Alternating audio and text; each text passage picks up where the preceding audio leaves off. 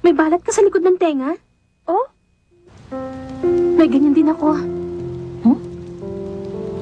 Pareho nang hugis nung sa akin. Ang bangus nito.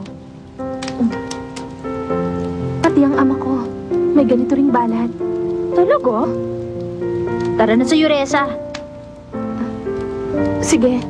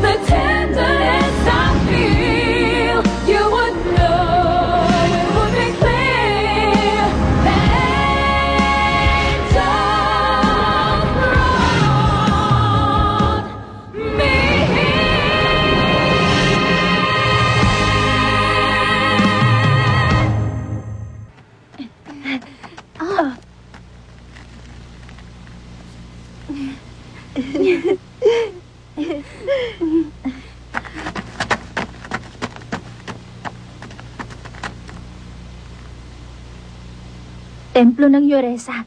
Ito na. Oo. Pasok na tayo. Tara.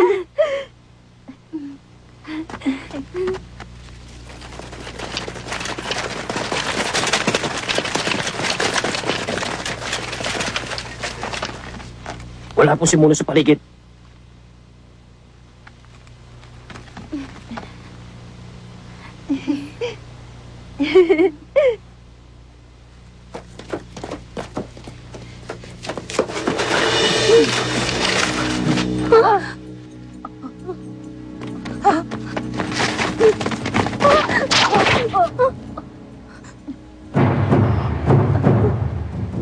Si Prinsesa Chonmyong?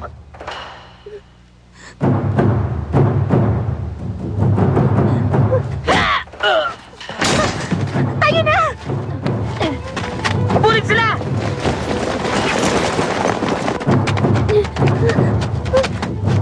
Si Muno, paano na siya? Hindi ko alam. Takbo na tayo!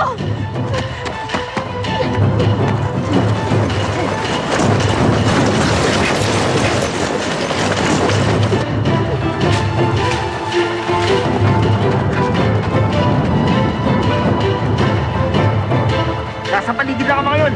Kailangan sila makita. Abo!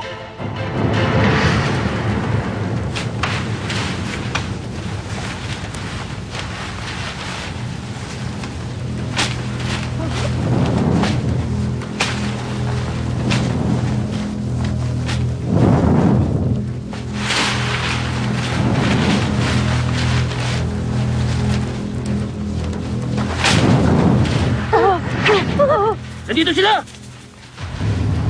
Lumabas kayo dyan!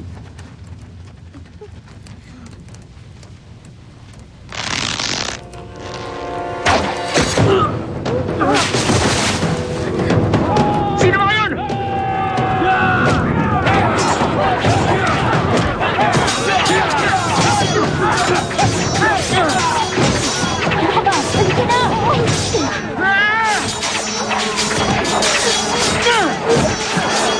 Habulin ko sila. Kayo na rito.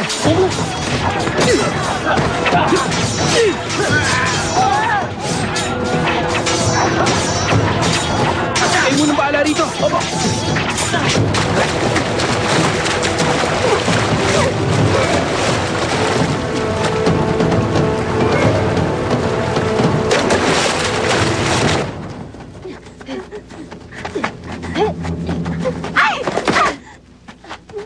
Tara na!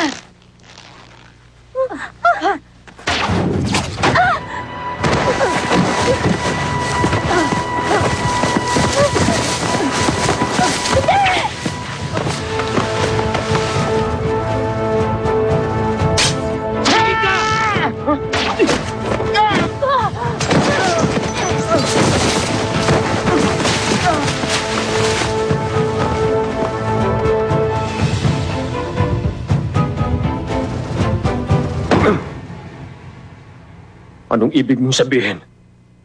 Nawala si Chon Myung pagdating sa templo ng Yuresa? Opo. Ganoon nga, kamahalan. Anong ginagawa ng anak ko sa templo ng Yuresa? Naroon po siya para makipagkita kay Muno.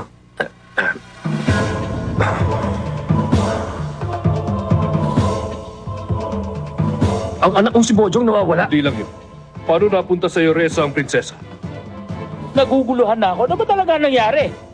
Si Chon Myung biglang nagpakita sa Yoresa tapos sinalakay si na Bojong ni Imjong kasamang ilang warang. Opo. Ganun na nga. Bishil, pag-aralan muna natin ang katayuan natin. Kung sabay nga silang nawala, maraming maaaring nangyari Dalawang sa... bagay lang.